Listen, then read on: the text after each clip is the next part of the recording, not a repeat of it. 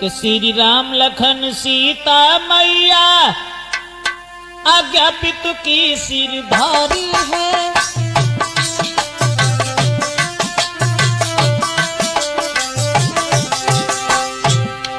श्री राम लखन सीता मैया आज्ञा पितु की सिरधारी है।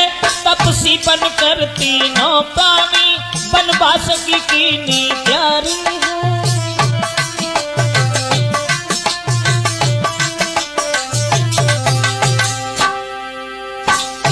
वनवास के लिए ये तीनों प्राणी चले हैं। निषाद राज से मिल करके मंत्री सुमंत को समझाया। धीरज दे के श्री रघुबर ने रथ लेके वापस लौटाया।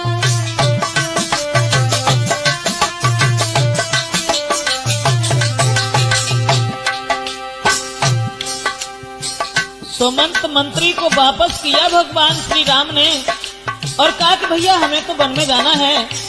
रथ लेकर के मंत्री सुमंत जिस समय अयोध्या के लिए वापस हुए हैं उस समय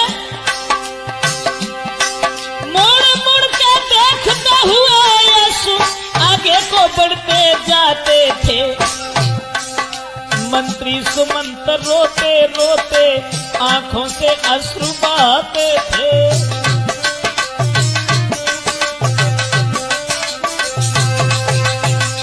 दोस्तों, सुमंत मंत्री को वहां से वापस किया है भगवान श्री राम ने और अपने भाई अर्थात सीता को साथ लेकर के आगे को बढ़े हैं।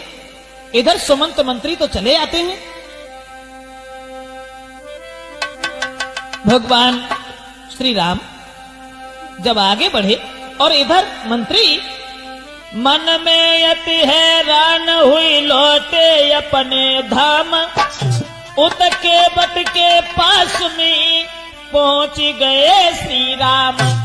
गंगा को पार करने हेतु केवट के पास पहुंच गए तो तुलसीदास ने ये लिखा कि मांगी नाव।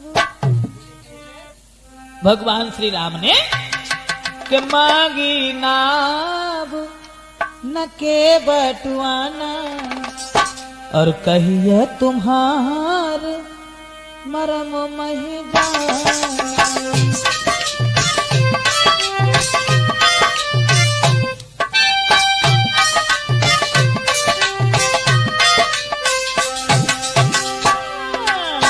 चरण कमल रज चरण कमल रज कहूँ सब कही। मानुष करन मूरी कछुअहि।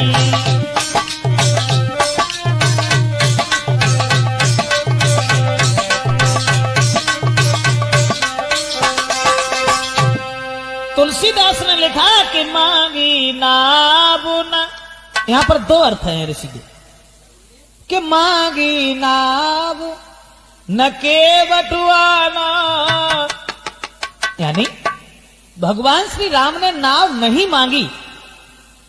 मांगी नाव न, नाव नहीं मांगी और केवट आना, केवट आ गया और कही तुम्हार मरम मह जाना, यानी नाव मांग भी नहीं पाई उससे पहले ही केवट आ गया। दूसरा अर्थ कि मांगी नाव न, नाव नहीं मांगी भगवान श्री राम ने कि मांगी नाव न, नाव नहीं मांगी और केवट आना कही तुम्हार मरम मह जाना। नाव तो भगवान श्री राम ने नहीं मांगी, केवट आ गया, लेकिन बात उसमें यह भी थी कि मांगी नाव न केवट आना, यानी नाव मांगी लेकिन केवट नहीं आया। और कही तुम्हार मरम मह जाना, यानी नाव मांगी लेकिन केवट नहीं आया और कहने लगा महाराज हम तुम्हारे मर्म को बहुत दिन पहले से जानते, लेकिन सांची जहलला। अब हम तुम्हें साथ ही साथ ये भी बता दें केवट कौन था। ये केवट जो था कि सतयुग में केवट कछुआ था जो क्षीर सिंधु में रहता था।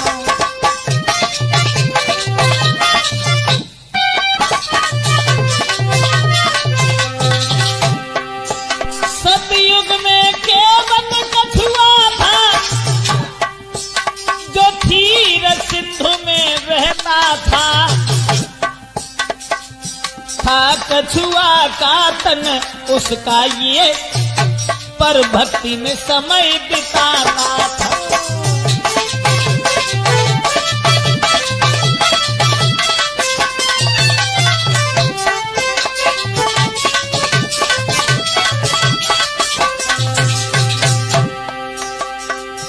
पूर्व जन्म में केवट जो था कछुआ था, कछुआ क्षीर सागर में रहता था। लेकिन एक दिन केवट के उस कछुआ के हृदय में एक भावना बनी।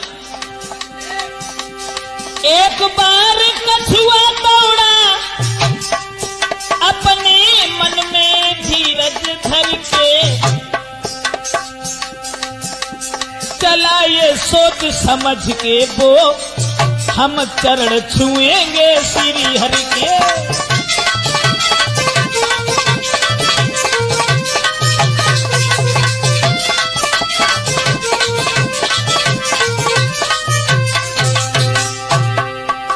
कछुआ तो जरूर था, लेकिन भगवान का भक्त था। तो एक दिन उसने यह सोचा कि हम चलें, भगवान विष्णु के चरण स्पर्श करें। चलने लगा। शेषनाग की सैया पर विष्णु भगवान सो रहे थे, लेकिन कछुआ जब शेषनाग के ऊपर चढ़ने लगा, पर शेषनाग ना पहुंच सके उस कछुआ के आचरणों तक। मारी फुसकार गिरा कछुआ, ना पहुंच सका हरि चरणों तक।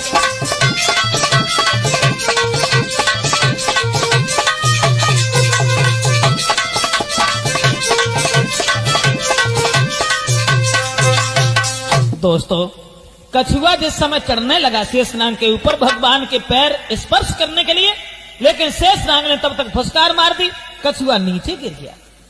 और जब नीचे गिर गया, आखिरी सांसें भरने लगा शेषनाग की फुसकार से। कछुआ मन ही मन में सोचने लगा कि मेरे मन की मन में रही, छोए ना पाए चरण श्री हरि के।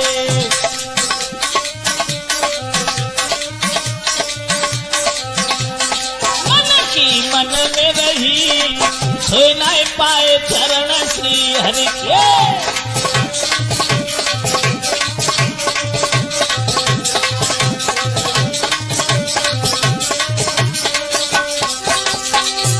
कछुआ नीचे तड़प रहा है, अपनी जिंदगी की आखिरी सांसें भर रहा है, लेकिन विष्णु भगवान ने एक वरदान दिया।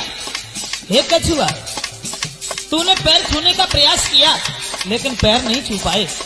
कछुआ, केवट बने तू त्रेता युग में। भगवान ने बताया, केवट बने त्रेता युग माही, बन के राम आए तेरे याही। भक्ति तेरी सफल भई, छुई न सके चरण श्री हरि के।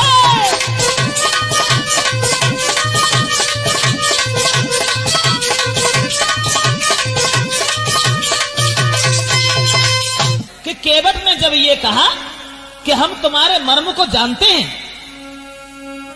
कि मांगी नाम न केवटवाना, और कहिया तुम्हार मर्म मही जाना। जब केवट ने यह कहा कि हम तुम्हारे मर्म को बहुत दिन पहले से जानते, तो राम ने लक्ष्मण से कही, भैया लक्ष्मण, केवट क्या कह रहा है कि हम तुम्हारे मर्म को जानते, और हमारे मर्म को तो आज दिन तक काव में जान ही नहीं पाओ। और राम ने जवाब दो, भैया लक्ष्मण, कि माँ कौशल्या अमर मन भाखा, जिन 9 मास गर्भ में राखा।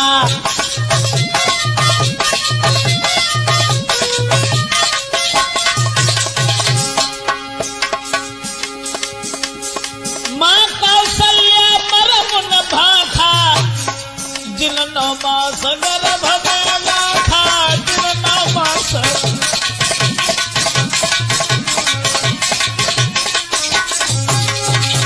राम ने कहा भैया लक्ष्मण, हमारे मर्म को कौशल्या मैया ने ना जानो, जिन्होंने 9 महीने गर्भ में रखा। छोड़ो, दशरथ पिता मरम जो पौते, प्रणत जी मोई बन कौन पठौते, प्रणत जी मोई बन।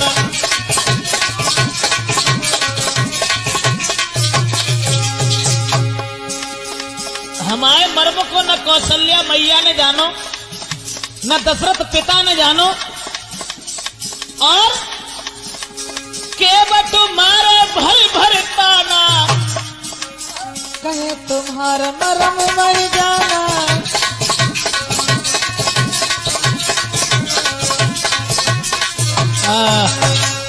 राम ने लक्ष्मण से इशारा किया, लक्ष्मण भैया हमारे मर्म को आज दिन लो काउन ना जानो, न कौशल्या मैया ने, न दशरथ पिता ने, अरे जनक ने भी नहीं जाना। और जो केवट जो कह रहे हो कि हम तुम्हारे मर्म को जानते, कैसे जानते हो भाई तुम? तो केवट बोलो महाराज कान खोले के पहले एक बात सुन ले, हम नाव पर चढ़न ना दी। क्यों? बात यह है ना कि पहले तुम्हारे पाए धोए हैं और बाद में फेर कधा बैठे है, और ताके बाद नाव ले जाए हैं। जो तुम जामे करो बहाना, तो मांगी नावन के बटुआना। यानी पहले हम तुम्हारे पैर धोएंगे और उसके बाद तुम्हें हम नाव पर चढ़ने देंगे। एक बात समझ में नहीं आई क्या कि तुम हमारे पैर क्यों धोगे? तो केवट बोला कि सुनता हूं मैं ये जादू है राजा जी के पद पंकज में।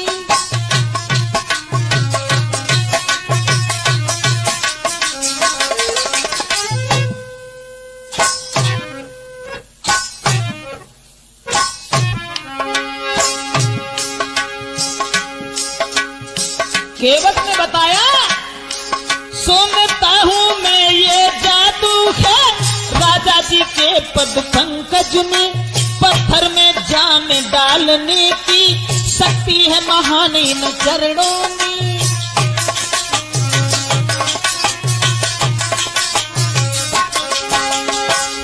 बात यह है भगवान,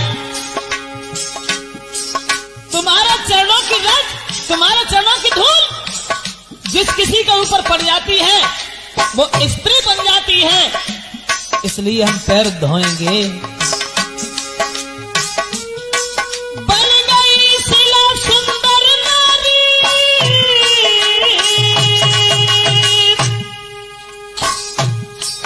गौतम ऋषि की पत्नी बन गई शिला सुंदर नारी। चरणों की धूल के लगते ही जड़ में चेतना आती है, उस जीवन मूर्ख लगते ही।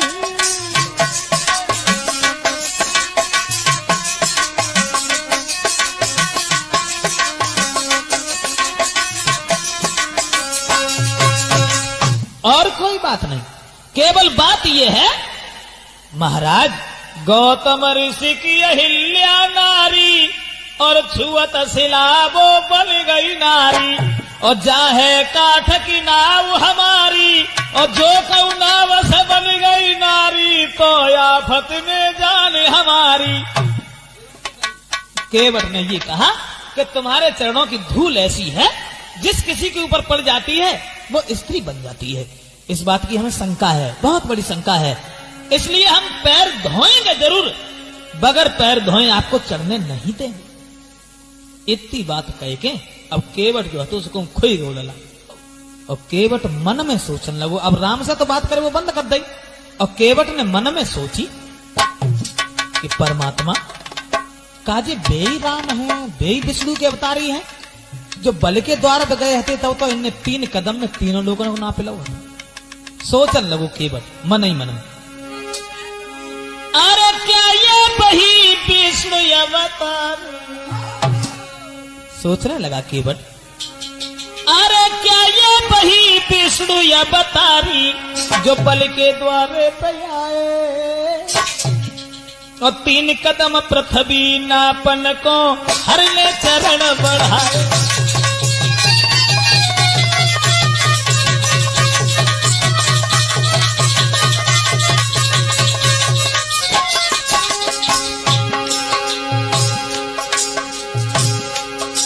क्या ये वही भगवान है? बल के द्वार पर बहरोचन का पुत्र जो बल था, उनके द्वार पर 3 कदम धरती नापने के लिए जब 3 कदम में तीनों लोगों को नाप लिया, अरे 3 लोग हर ने नापे।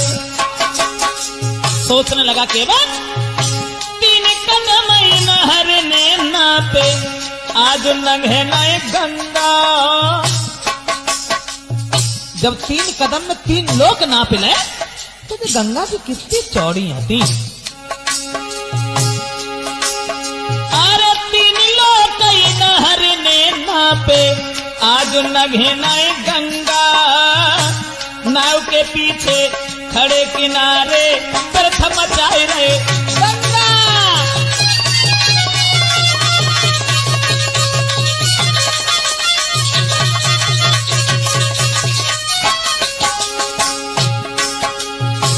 केवल सोचने लगा कि जब 3 कदम में 3 लोग नाप लिए तो ये गंगा जी कितनी चौड़ी होती।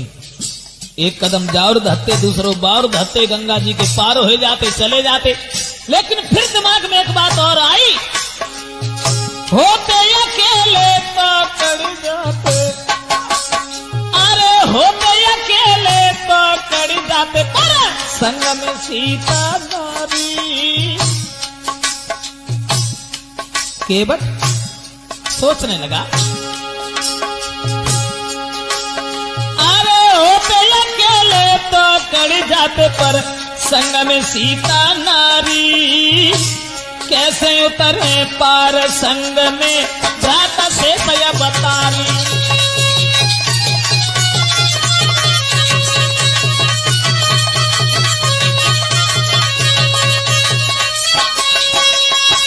केवट विचार करने लगा, अगर ये बेई विष्णु के अवतारी हैं तो जब 3 कदम में तीनों लोक नापले तो गंगा जी कितनी चौड़ी होती।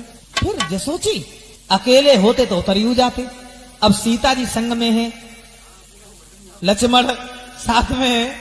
अब मुश्किल इस बात की है कि अगर सीता जी को पार उतारें तो कैसे उतारें। फिर बाने मन में एक बात और सोची केवट ने कि सीता को गोदी ले लेते, अगर जावरों के कदम बाहर धत्ते तो सीता को गोदी ले लेते, लखन लाल की भुजा गही लेते।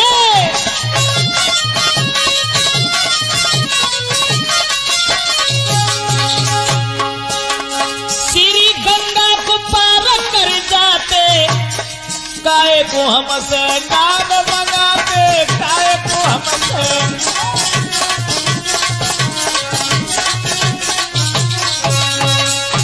अब केवट ने मन में सोचा, कहा कुछ नहीं, सोचने लगा अगर सीता जी, और मतलब ये है कमर तक अगर जल है तो वह स्त्री को नहीं जाना चाहिए क्योंकि उसका पतिव्रत धर्म नष्ट हो जाता है। इसलिए सीता को गोदी ले लेते और लक्ष्मण की कलाई पकड़ लेते, गंगा से पार हो जाते। नाव क्यों मंगवाते हमसे व्यर्थ में। फिर मन में एक बात और सोची केवट ने, अब सीता को गोदी कैसे ले लेते, लक्ष्मण की कलाई कैसे पकड़ लेते राम। क्यों, बात यह है ना कि जल से वरुण देव निहारे,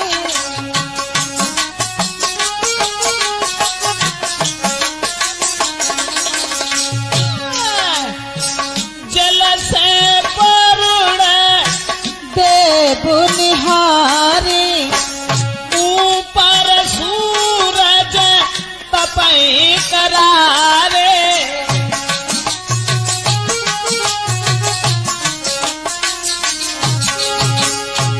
केवट सोचने लगा, नीचे जल में वरुण देवता देख रहे हैं, ऊपर सूरज देख रहा है,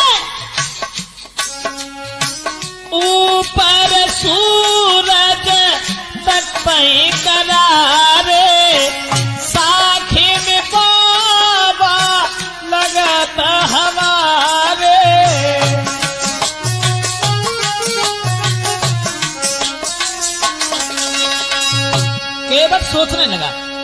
अब सीता को गोदी तो ले लेते, लेकिन नीचे वरुण देवता देख रहे हैं, ऊपर सूर्य देख रहे हैं। भला ऐसे में लाज कौन त्याग देगा, कौन अपनी अर्धांगिनी को गोद लेगा? इसलिए ये हमसे नाव मंगवा रहे। फिर एक बात और भी थी ऋषिदेव, ये नाव क्या थी? नाव का भी उद्धार होना था। नाव क्या थी? केवट तो कछुआ था पूर्व जन्म में, और नाव क्या थी? केवट को पता था कि ये नाव जो है ये चित्रकेतु नाम के गंधर्व की है। उसमें बात ये थी, केवट ने सोचा कि जतरिबे को है नाव जो कि चित्रकेतु गंधर्व की है, तरिबे को है नाव।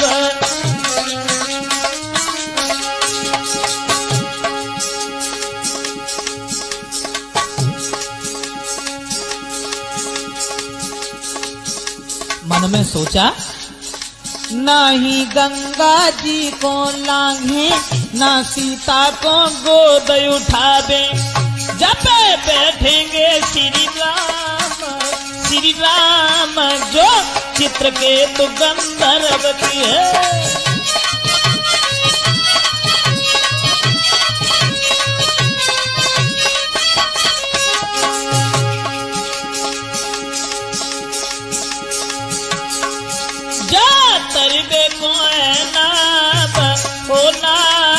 जो चित्रकेतु गंधर्व की है।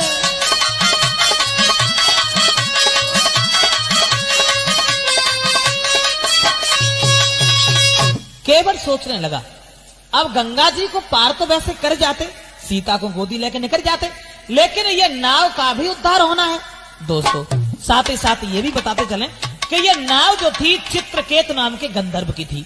आप बड़े भ्रम में होंगे, तो देखो ये चित्रकेतु नाम का गंधर्व जो था गाता हुआ आगे को बढ़ा। ये चित्रकेतु गंधर्व कि था चित्रकेतु गंधर्व एक जो गा करके समय बिताता था।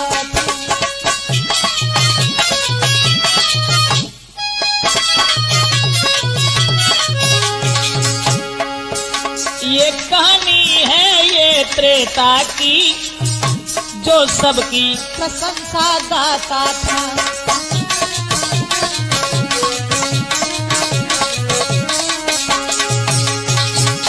ऋषि ऐसा हुआ, ये चित्रकेतु नाम का गंधर्व बड़ा ही गाने बजाने वाला था, लेकिन एक बार महात्मा ने श्राप दे दिया इसे। उसे श्राप दिया सन्यासी ने, ये ज्ञान खो जाएगा, गंधर्व देह से अभिमानी तू एक वृक्ष हो जाएगा।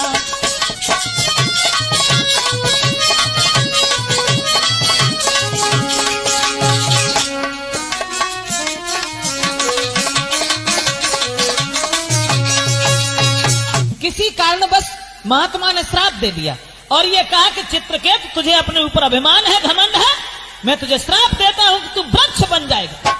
और जब ये कहा कि वृक्ष बन जाएगा तो चित्रकेतु रोने लगा और कहने लगा कि महाराज जब मैं वृक्ष बन जाऊंगा भला मेरा उद्धार कैसे होगा? तो महात्मा ने कहा कि उद्धार तुम्हारा तब होगा चित्रकेतु, त्रेता युग में केवट तेरे वृक्ष को कटाइए।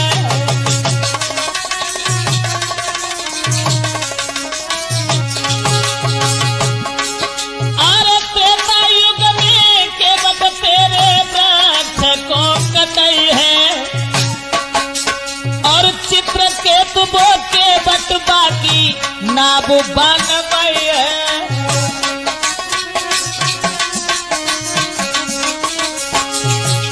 महात्मा ने कहा त्रेता युग में केवट तेरे वृक्ष को कटाने के बाद में ना बनवाएगा, महाराज चढ़ेंगे सीता संग करतार, उसी समय उनके चरणों से होई तेरो उद्धार। वही पुरानी बात केवट के समझ में आई गई है भैया, वही पुरानी बात केवट के समझ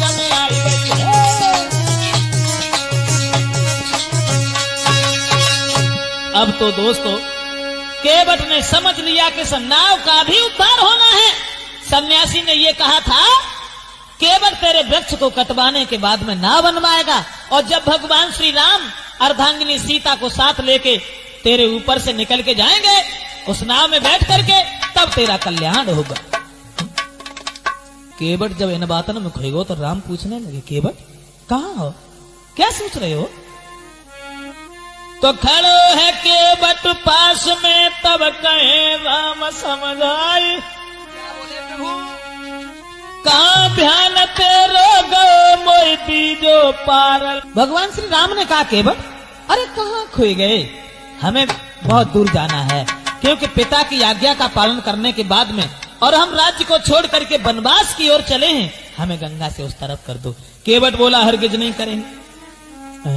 हाँ, बात सिर्फ ये है कि पद कमल धोई चढ़ाई, नाबुन नाथ उतारन चहूं, मोय राम राउर आन दशरथ शपथ सब साची कहूं। केवट कहने लगा, बर तीर मारहूं लखन पे, जब लागिन पार हूं, और तब लागिन तुलसीदास नाथ कृपाल पार उतारी हूं। केवट कहने लगा, चाहे कुछ भी करो लेकिन बिना पैर धोए हम चढ़ने नहीं देंगे। अब मुश्किल केवल इस बात की है कि तुम्हारे चरणों की धूल जिसके ऊपर पड़ जाती है वो तुरंत स्त्री बन जाती है। मुख्य बात केवल एक है कि जाहे काठ की नाव हमारी, जो कहूं नाव से बन गई नारी। कल से धंधो बंद हो जाए, तुम्हारे चरण की धूल अगर जो पड़ गई, जो कहूं नाव से बन गई नारी, तो आफत में जाने हमारी, तो आफत में।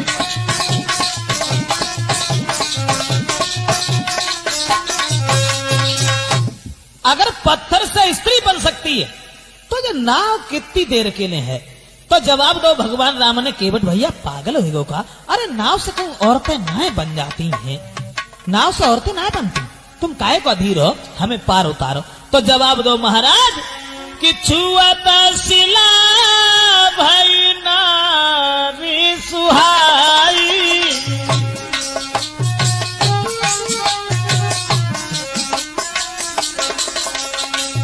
केवट कहने लगा, प्रभु छुअत शिला भई नारी सुहाई, छुअत शिला भई नारी सुहाई, छुअत शिला भई नारी सुहाई, कि छुअत शिला भई नारी सुहाई, पाहन पे न काठ कठिनाई।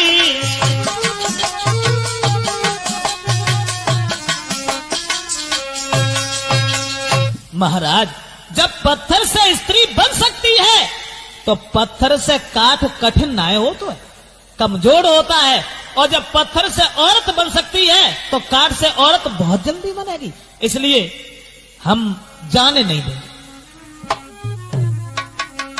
तो राम ने एक बात कही, केवट भैया देखो पहली बात तो जय कि नाव से औरतें नहीं बनती हैं, और औरत अगर बनियो गई तो भला कौन सी तकलीफ है। हाँ, अगर नाव से औरत बनी गई तो पहले नारी ये नहीं बने, और बन जाए तो क्या है रानी।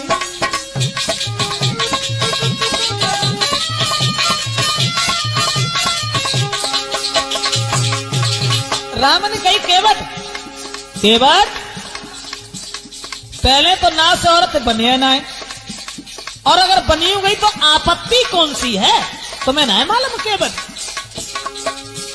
पहले नारी नहीं बने, बन जाए तो क्या है रानी।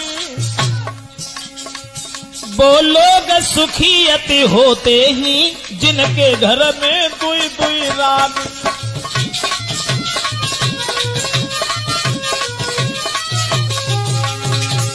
केवट वे लोग बड़े भाग्यशाली होते हैं जिनके घर में 2 औरतें होती है। राम ने कही अगर नाव से औरत बन गई तो तुम्हारी सब आपत्ति कट जाए क्या, बट तुम्हें ना मालूम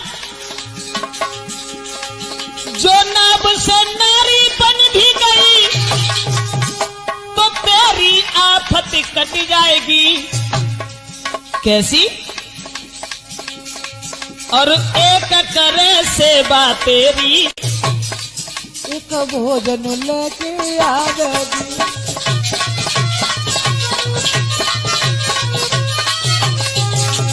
केवट अगर नाव से औरत बन गई तो एक घरे खाना बनाओ करे तो दूसरी तुम्हारे लिए भोजन लेके आओ करे, आराम है ना। दूसरी बात एक और है केवट, एक दबा में पाँव तेरे दूसरी विशेष दबाएगी, आराम दिलाए जीवन में जिंदगी स्वर्ग दिखाएगी।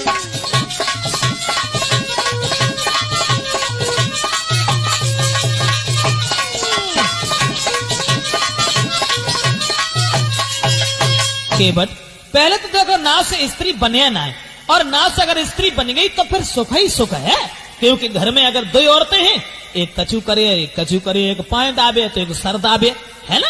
हाँ आराम ही आराम है, तासा तुम हमें उस तरफ करो।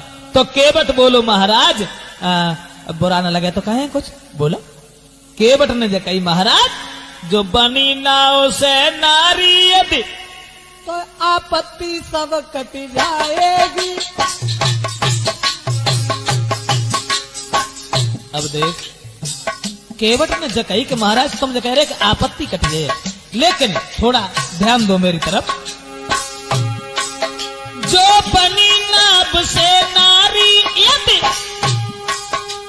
आपत्ति सब कट जाएगी, एक दबावे पाँव दूसरी जल के गलो दबावेगी।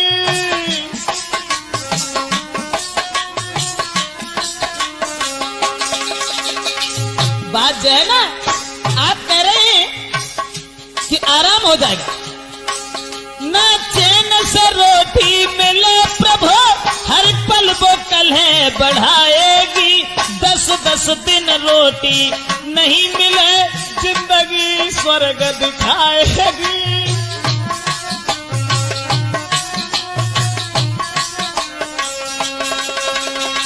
केवट ने कही महाराज तुम जो कह रहे कि 2 औरतें अगर होगी तो एक पाए दबाई है एक मूड दबाई है, लेकिन हाँ पाए एक दबाई है तो दूसरी मूड ना दबाई है, गलो दबाई है, तासे 2 औरतें मानो कब हम सुख से रोटी ना मिली। राम बोले एक बात बताओ केवट, 2 औरतें भाई कौन से दुखी हुई गए, सो तुम ही दुखी हो जाओ। तो केवट ने कही महाराज हम एक ना है 10-20 ऐसे बताए दिए कि 2 औरतन बालन को कभी रोटी तक नहीं मिली। हाँ राम ने जकई ऐसो करो तुम 10-20 ना है, तुम हमें 2 ही बताओ कि 2 औरतन मानो किन्हें रोटी ना मिली। तो केवट ने कही महाराज ध्यान दो हमायूर, हम बताएं तुम्हें 2 औरतन भाई कितने दुखी रहे कि उत्तान पाद के 2 थी नानी, सुरत सुनी तय वेद बखानी।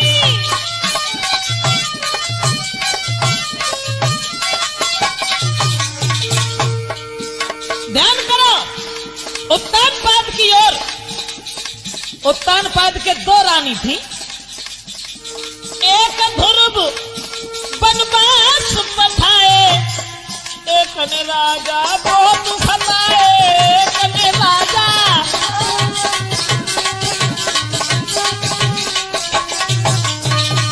महाराज।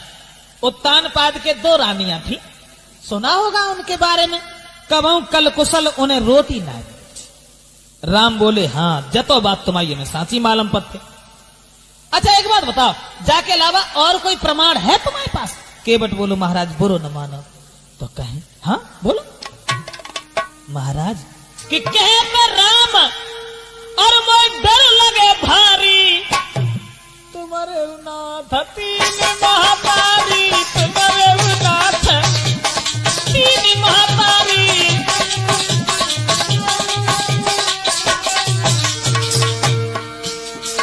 बुरा मत मानना प्रभु, कहता राम मोय नाथ दीन महतारी।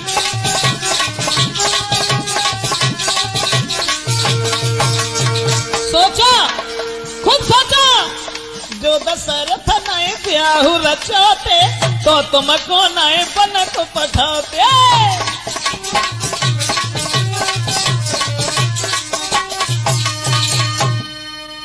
और के न की कहें, तुम्हारे घर में अगर सौतिया डाह न हो तो राज्य छोड़ के तुम बन को न जाते। इतनी बात जब सुनी, सुन के बट के बचन को लखन गए खिसियाई। सुन के बट के बचन को लखन गए खिसियाई। तो रामचंद्र कहने लगे सुन के बट चितलाए। ऐसा करो केवट, अब हम समझ गए कि तुम हमें बिना पाए धोए अब जान नहीं दियो, तासे ऐसा करो, जाओ पानी ले आओ और हमारे पैर धो। केवट कि रामचंद्र बोले मुस्काई, और सोही करो जेही तने मान भाई।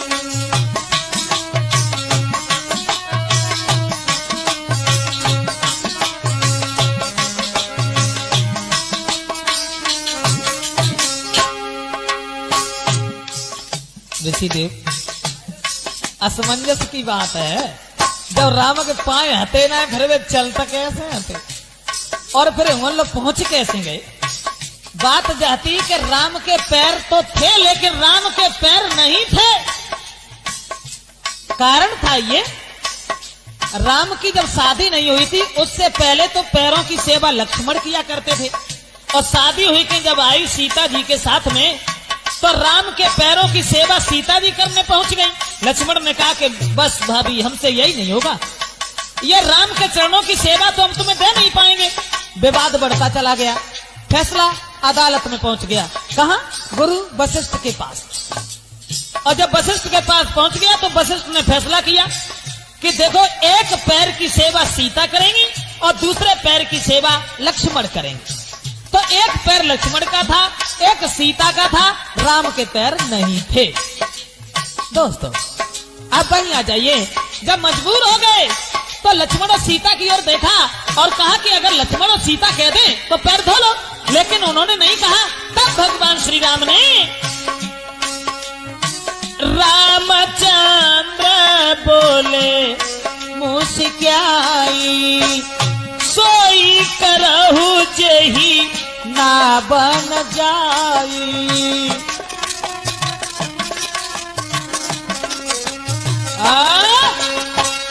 अब भैया तुझे जैसा दिखाई दे वैसा करो।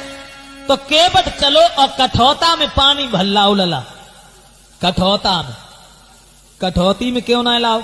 कठौती में जैसा ना लाओ। अगर कठौती में हम जो पानी लेके गए और पानी की धूल अगर पड़ी गई तो कठौती से जो को बिटरिया बनी गई तो मुफ्त में ब्याह और करनी पड़ेगी। और कठौता से अगर लड़का बनेगा तो कोई मुसीबत वाली बात ना, सब देख लो जे। अब केवट जो था वो कठौता में पानी भर के प्रभु राम के चरण धोने के लिए चला।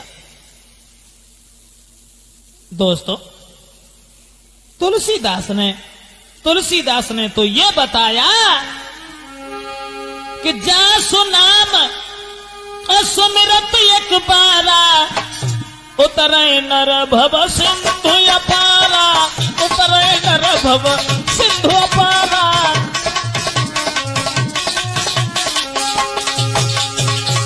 प्रभु का एक बार नाम स्मरण करने से संसार से आना जाना छूट जाता है। सोई कृपालु के बतही निहोरा, जय जग किए त्यों, जय जग किए त्यों पदम थोड़ा, जय जग किए।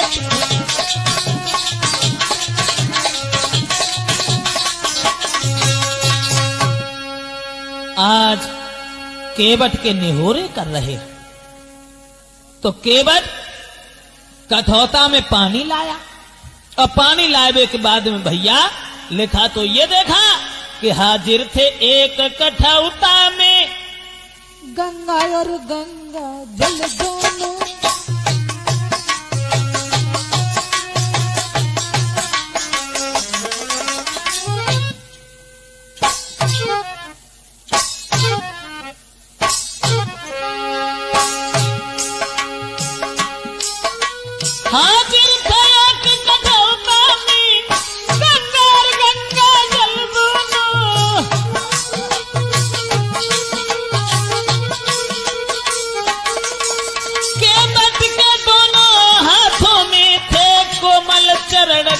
चरण दोनों। कठोता में भगवान श्री राम खड़े हैं और केवट चरण धोने लगा। से चरण अनेक तपस्या कर, ऋषि देव वो ही चरण थे जो चरण अनेक तपस्या कर मुनियों की दृष्टि न आते ही। क्या दृश्य है वो केवट द्वारा गंगा पर धोए जाते ही।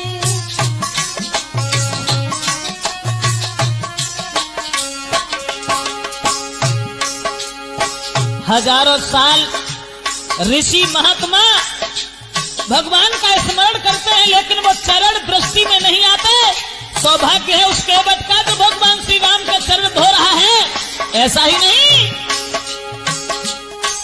राघव थे खड़े कठौता में, वह एक पग धोता है। इसका कुछ ध्यान नहीं उसको, अतिकाल कार्य में होता है।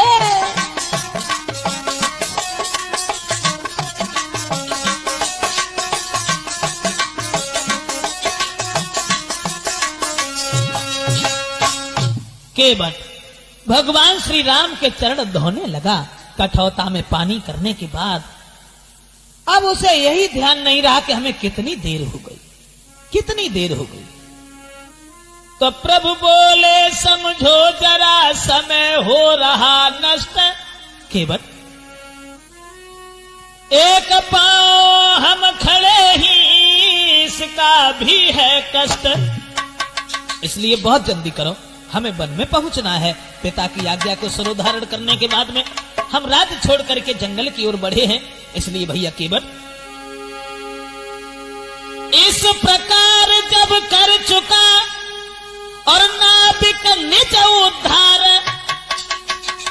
तब तीनों को नाव पर उसने किया सवार। चरण धोने के बाद और सब अपने परिवारी जनों को बुला करके सबने चरणामृत लिया है। केवट ने अपना उद्धार किया है। जिन चरणों की चाहत में, जिन चरणों की दर्शन करने के लिए, जिन चरणों को छूने के लिए प्राणी हर समय तपस्या किया करता है, भगवान का भजन कीर्तन गुणगान किया करता है, आज वही चरण सौभाग्य है उस केवट का। चरण धोने के बाद सबने चरणामृत लिया, उसके बाद नाव पर सवार किया भगवान श्री राम, शेषावतारी लक्ष्मण, अर्धांगिनी सीता को। और नाव पर सवार करने के बाद जब केवट चला तो धीरे धीरे कुछ गुनगुनाता हुआ, कुछ कहता हुआ कि मेरी नैया में बैठे श्री राम, मेरी नैया में बैठे श्री राम, गंगा मैया धीरे बहा।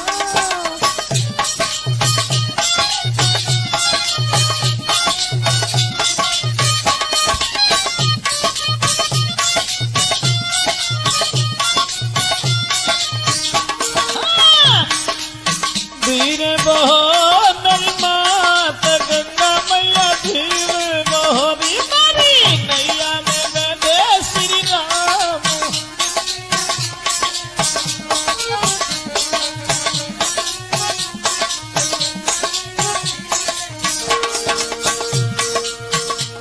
नाव पर बैठाल करके केवट चलने लगा और कुछ सोचता हुआ, कुछ गुनगुनाता गाता हुआ। क्या गाता हुआ? सोच रहा है आज बड़े सौभाग्य हमारे, आज बड़े सौभाग्य हमारे,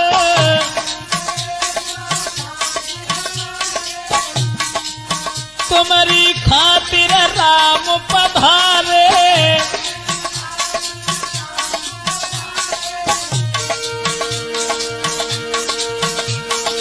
मेरे सिद्धि भय सब काम, गंगा मैया धीरे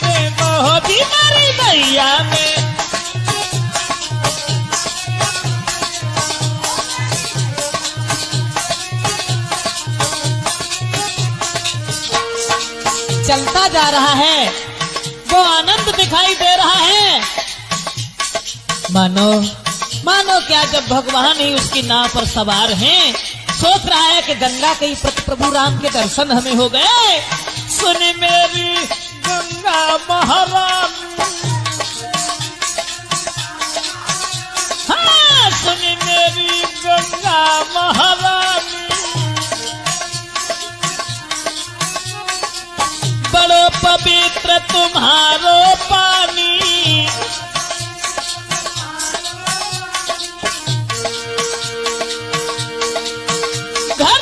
बैठे आई गए राम, गंगा मैया धीरे बहोदी मेरी मैया में।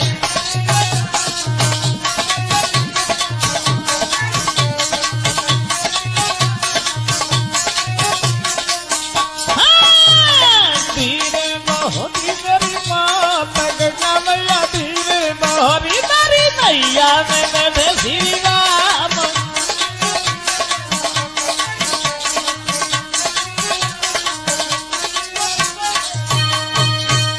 केवट तो कहता हुआ चल रहा था, लेकिन उसी समय अब गंगा ने भी दर्शन करने चाहे प्रभु राम के, तो कि जी भर कर दर्शन करने को प्रभु राम के, और जी भर कर दर्शन करने को धारा ठहराई गंगा ने।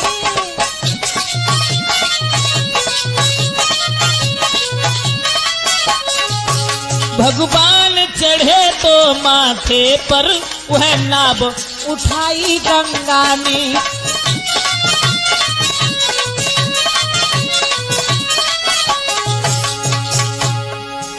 लेकिन लला ऋषि वो नाव, आहा नाव की क्या किस्मत थी। चलती थी राजवधू सी वो नाव, चलती थी राजवधू सी वह, बिछ रहा बिछोना जल का है। प्रभु बन भर का भार, मगर वह भार कमल से हल्का है।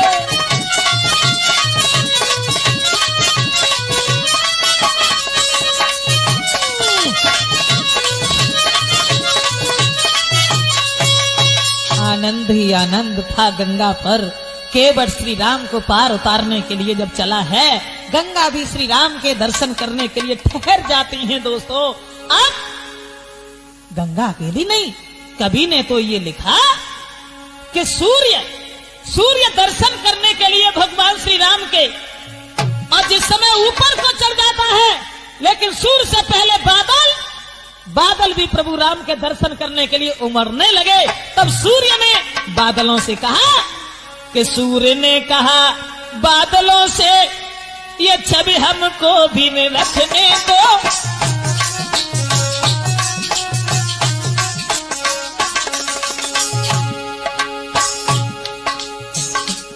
सूर्य के नीचे जब बादल उमड़ने लगे तो सूर्य आवाज लगाने लगे, अरे बादलों, अरे हमें भी देख ले दो ये सौंदर्य भगवान श्री राम का। सूरज ने कहा बादलों से, ये छवि हमें भी न रखने दो।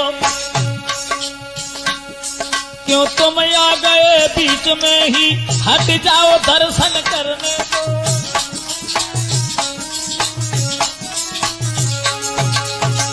सूरज ने कहा बादलों से, अरे बादलों इधर उधर हट जाओ, देख लेना भगवान श्री राम को। बादल चिल्ला करके बोले, अरे सूर्य, उत्तर में बादल गरज उठे,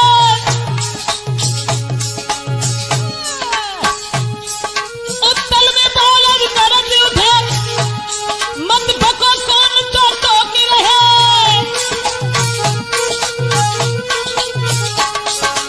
बादल बोले, उत्तर में बादल गरज उठे, मत भको कौन हो टोकी रहे। हम दर्शन करने आए, दर्शन को हमसे रोकी रहे।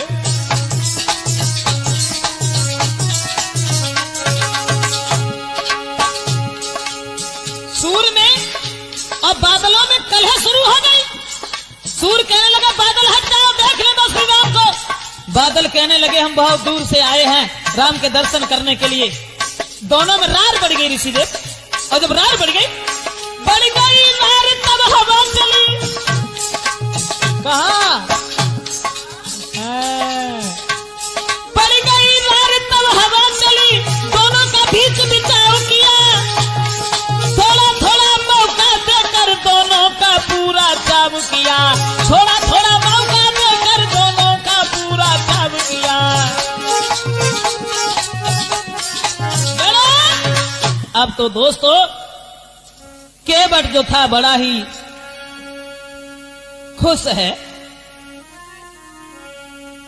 उधर चतुर मल्लाह की पूरी भई मल्लाह, और जा पहुंची नौका उधर गंगा जी के पार।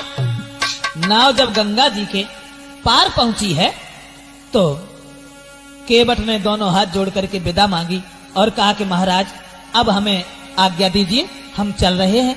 तो केवट को जाते हुए देख करके अब राम के हृदय में एक भावना बनी कि केवट को हम उतराई में क्या दें, मेरे पास तो कुछ है ही नहीं, वन की ओर जा रहे हैं। उसी समय पियही की सिया जान नहारी,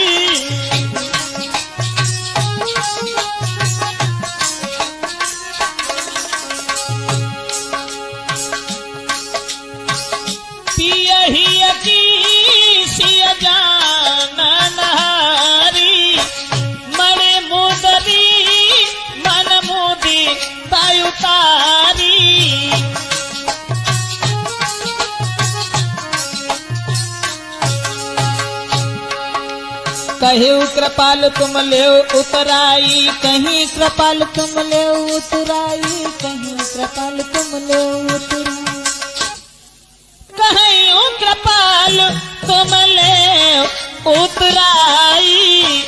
के बट चरण गहे आकुलाई,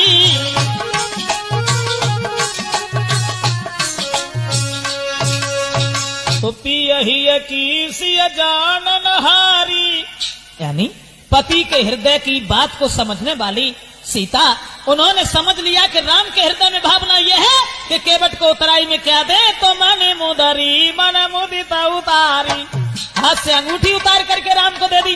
राम ने केवट को दी और कहा कि भैया अपनी उतराई ले ले। तो केवट कहने लगा प्रभु माफ करना, मल्लाह से कब हम उतराई ना ले, हम कैसे उतराई ले ले। तो लक्ष्मण सोचने लगे जे कौन सी गंगा जी पे या नदी पे नाव चलाते हैं मल्लाह है। तो केवट ने कहा शंका न करो लक्ष्मण, हमने तो गंगा जी से पार किया इन्हें, लेकिन ये प्राणी को भवसागर से पार करते हैं। प्रभु जब हम तुम्हारे दरबार में आ जाएं तो हमसे उतराई मत लेना, हमें पार लगा देना, और अगर उतराई देनी है तो अभी नहीं, 14 साल के बाद जब वनवास से घर की ओर जाओ तब आपकी जो मर्जी हो वो देके चले जाना। अब केवट ने दोबारा फिर बुलाने का इंतजाम कर लिया। इस तरह से दोस्तों भगवान श्री राम केवट का उद्धार करने के बाद में अर्धांगिनी सीता लक्ष्मण को लेकर के चित्रकूट